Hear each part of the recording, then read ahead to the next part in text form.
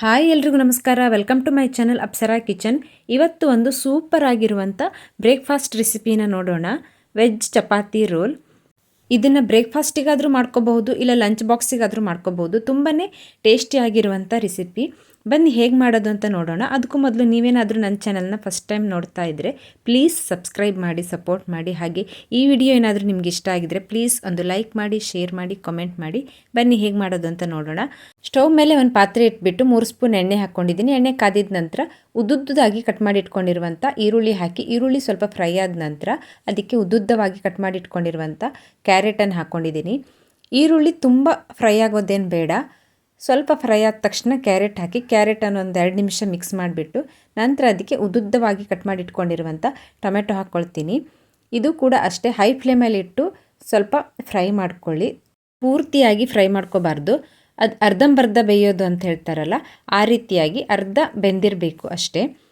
ನಂತರ ಅದಕ್ಕೆ ಉದ್ದುದ್ದವಾಗಿ ಕಟ್ ಮಾಡಿ ಇಟ್ಕೊಂಡಿರುವಂಥ ಕ್ಯಾಬೇಜ್ ಮತ್ತು ಕ್ಯಾಪ್ಸಿಕಮ್ ಇವೆರಡನ್ನು ಹಾಕಿ ಅದನ್ನು ಕೂಡ ಹೈ ಫ್ಲೇಮಲ್ಲಿಟ್ಟು ರೋಸ್ಟ್ ಮಾಡ್ಕೊತೀನಿ. ನಾನಿಲ್ಲಿ ರೆಡ್ ಕ್ಯಾಪ್ಸಿಕಮನ್ನು ತೊಗೊಂಡಿದ್ದೀನಿ. ನಿಮ್ಮ ಹತ್ರ ಯಾವ ಕ್ಯಾಪ್ಸಿಕಮ್ ಇದೆ ಆ ಕ್ಯಾಪ್ಸಿಕಮನ್ನು ಹಾಕ್ಕೋಬಹುದು. ನಂತರ ಅದಕ್ಕೆ ರುಚಿಗೆ ತಕ್ಕಷ್ಟು ಉಪ್ಪು ಇವಿಷ್ಟನ್ನು ಹಾಕಿ ಹೈ ಫ್ಲೇಮಲ್ಲೇ 1 ನಿಮಿಷ ಈ ರೀತಿ ಮಿಕ್ಸ್ ಮಾಡ್ಕೊಳ್ತೀನಿ.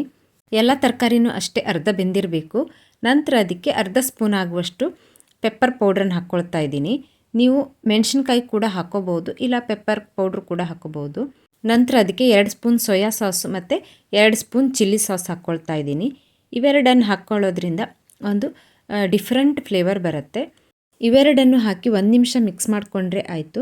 ನಮಗೆ ಚಪಾತಿ ರೋಲ್ಗೆ ಬೇಕಾಗಿರುವಂಥ ವೆಜ್ ಪಲ್ಯ ರೆಡಿ ಆಯಿತು. ನಂತರ ಇವಾಗ ನಾವು ಚಪಾತಿ ಮಾಡ್ಕೊಳ್ಳೋಣ. ಚಪಾತಿ ಅಥವಾ ಪರೋಟ ಯಾವುದನ್ನಾದರೂ ಮಾಡ್ಕೊಳ್ಬಹುದು. ವೆಜ್ ರೋಲ್ ಥರನೇ ತರಕಾರಿ ಬದಲಿಗೆ ನೀವು ಚಿಕನ್ ಕೂಡ ಮಾಡ್ಕೋಬಹುದು, ಚಿಕನ್ ರೋಲ್. ಇವಾಗ ಚಪಾತಿ ರೆಡಿಯಾಗಿದೆ. ಇದಕ್ಕೆ ಸ್ವಲ್ಪ ಮಯೋನೀಸ್ ಮತ್ತು ಟೊಮೆಟೊ ಕೆಚಪ್ಪನ್ನು ಹಾಕಿಬಿಟ್ಟು ಎಲ್ಲ ಕಡೆ ಸ್ಪ್ರೆಡ್ ಮಾಡ್ಕೊಳ್ತಾ ಇದ್ದೀನಿ.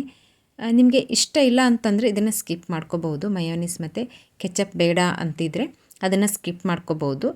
ನಂತರ ಇವಾಗ ಮಾಡಿಟ್ಕೊಂಡಿರುವಂಥ ತರಕಾರಿ ಪಲ್ಯನ ಈ ಚಪಾತಿ ಮೇಲ್ಗಡೆ ಈ ರೀತಿಯಾಗಿ ಹಾಕ್ಕೊಳ್ತಾ ಇದ್ದೀನಿ. ಈ ರೀತಿಯಾಗಿ ಹಾಕ್ಕೊಂಡು ಚಪಾತಿನ ರೋಲ್ ಮಾಡಿದರೆ ಚಪಾತಿ ರೋಲ್ ರೆಡಿ ಆಯಿತು.